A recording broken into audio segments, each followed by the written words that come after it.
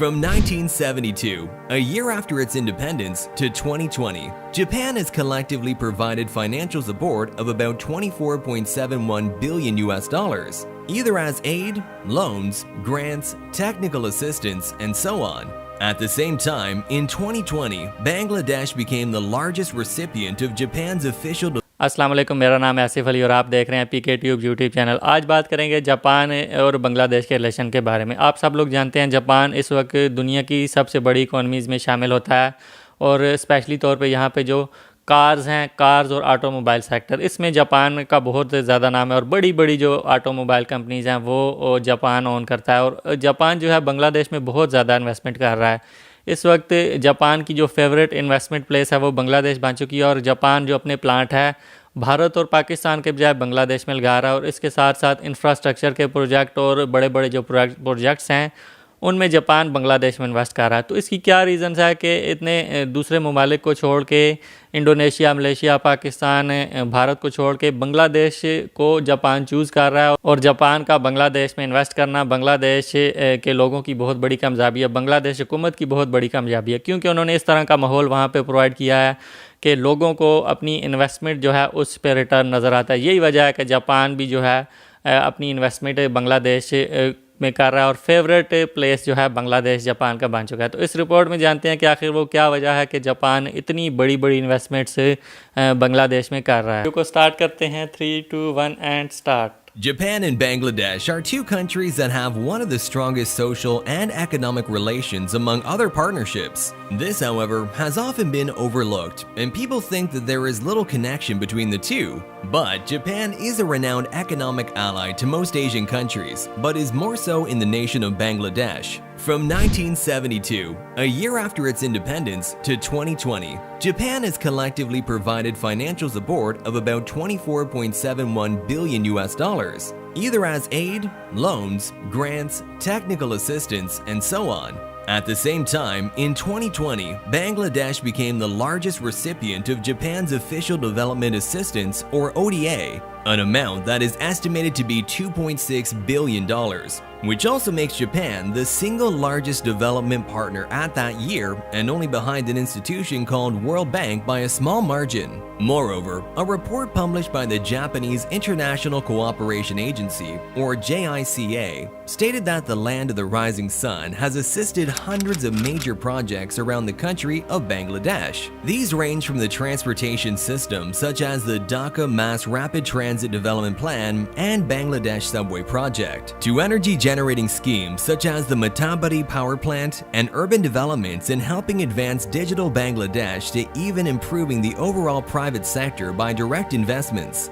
So why did Japan choose Bangladesh as its hottest economic partnership and investment destination? Before we move on, don't forget to leave us a like and subscribe for more videos. Just a year after the independence of Bangladesh, Japan established diplomatic relations between the two. By 1973, Japan extended various programs that would initially help the small economy by sending over volunteers. A year later, established an office for its cooperation agency, JICA, and sent its first ever ODA loan. Fast forward to the 1990s, Japan and Bangladesh have established a one-of-a-kind relationship that helped Bangladesh's economy grow.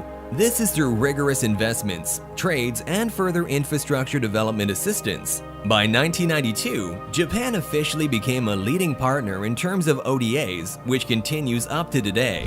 The entrance of the 21st century, on the other hand, was the century when Japan had leveled up its investments. In the years leading up to 2014, JICA has assisted energy projects after energy projects, and these JICA-backed schemes would eventually power 25% of the entire total power generation of the nation. These are likewise seen in other sectors such as transportation, urban and rural developments, education, and health systems, and eventually placing assistance in the majority of the country's various sectors. And these are actually being thought of as real pure quality and kindness from the Japanese, as it aims to tackle the challenges of the land and increase the economy, as it is because back then that these are often thought of as pure commercial interests. Today, we can see the relentless approach of the Japanese people. During the COVID-19 pandemic, which saw immense economic breakdown, Japan has been a leading figure by sending medical equipment and vaccines, budget supports, and other cooperations. Furthermore, the Japanese ambassador, Ito Naoki, stated that Japan is looking to invest a lot more into Bangladesh as soon as the pandemic ends. One example where these funds may go is the upcoming Narayangad Economic Zone, which will see Japanese factories flourishing within the establishment and be a central manufacturing hub for vehicles, electronics, and mobile phones. These have the potential to become an investment hotbed worth around $1 billion from Japan and see 100,000 jobs be created. And the future of both countries has a long way to go. There are currently several initiatives that are bringing the two countries closer, such as the Look East initiative that aims to help Bangladesh grow closer to the Eastern Asian nations. The Bay of Bengal Industrial Growth, or Big B, which was initiated way back in 2014 by then Prime Minister Shinzo Abe and Prime Minister Sheikh Hasina, on accelerating the development of Dhaka, Chittagong, Cox's Bazar belt through various programs, which aims to fully transform the country to become South Asia's industrial hub. These and the so-called private enterprises have aided the country. Today, over 300 Japanese companies are operating in Bangladesh, which is triple that of 10 years ago, and we expect this to grow further. And these companies have become a source of improving the technological advancement of the nation. What stands out, however, is the continuous support of Japan's public and private sector in helping transition the very lives of the Bangladesh society to the next wave of life in the digital world.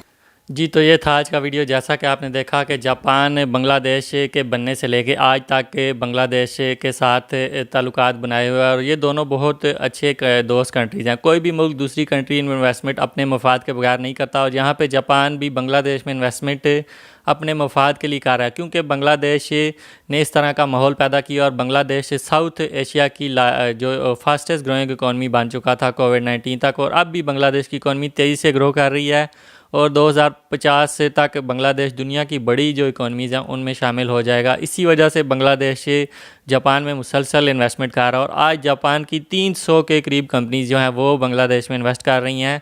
और आज से कुछ साल पहले तक ये जो मिकदार थी 100 कंपनीज़ 100 से भी कम थी, लेकिन आज 3 गुना ज़्यादा कंपनीज़ जो जापान की हैं वो बांग्लादेश में इन्वेस्ट कर रही हैं। और जापान का जो जीका ऑफिस है JICA वो भी बांग्लादेश में ओपन कर दिया गया है और यहाँ पे बड़े पैमाने पे प्लानिंग की जा रही है और बड़े पैमाने पे इन्वेस्टमेंट की जा रही है।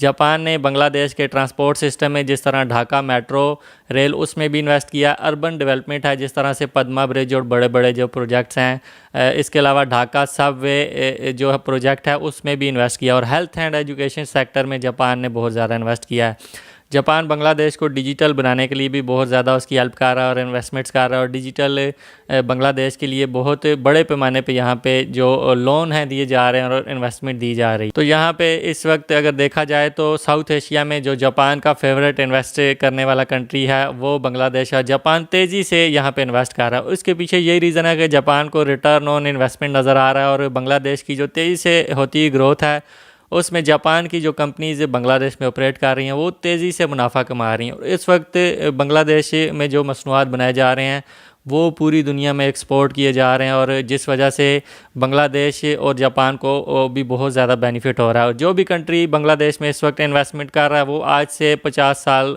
बाद तक 3 से 4 गुना उस पर जो मुनाफा है वो ले लेगा और बहुत इसमें प्रॉफिट नज़र आ रहा है जापान को भी। इसी वजह से जापान बांग्लादेश में इन्वेस्ट कर रहा है। तो आप क्या सोचते हैं, क्या रीज़न है कि आज जापान जैसे बड़े कंट्रीज़ बांग्लादेश को प्रेफर कर रहे हैं जबकि पाकिस्तान और भारत में कोई प्लांट ओपन करने को तैयार नहीं है और जो कंपनी जहां पे हैं वो भी छोड़ के जा रही हैं और अपने प्लांट जो हैं बांग्लादेश और दूसरे कंट्रीज़ में शिफ्ट कर रहे हैं? अपनी राय से मुझे कमेंट्स में आगाह करें। वीडियो अच्छी लगी तो लाइक करें। मिलते हैं नेक्स्ट वीडियो में। अल्लाह हाफिज़।